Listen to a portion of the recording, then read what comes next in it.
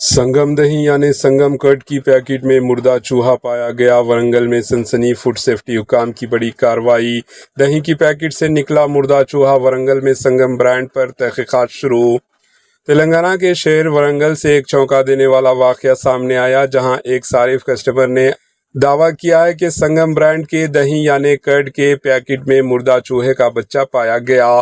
तफसीलात के मुताबिक वरंगल के SRR इलाके के करीब एक किराना स्टोर से एक शख्स ने दही का पैकेट खरीदा। जब वो इसे घर ले जाकर खोलने लगा तो वो पैकेट के अंदर मुर्दा चूहे का बच्चा देखकर हैरान रह गया।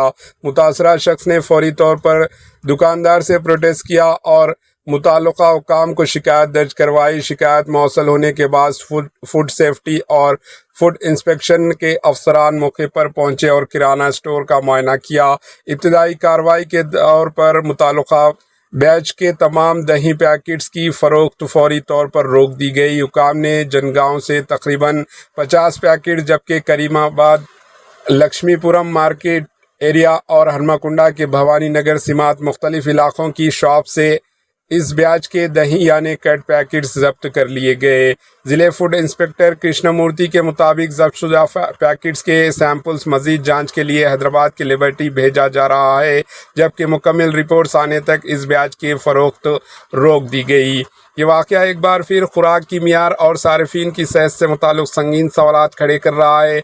मज़ीद खबरों और अपडेट्स के लिए हमारे एचएन न्यूज़ चैनल को सब्सक्राइब करें। क्या आप भी संगम प्रोडक्ट के दही खाते हैं तो कमेंट के ज़रिए ज़रूर बताएं। Bureau report, HN news.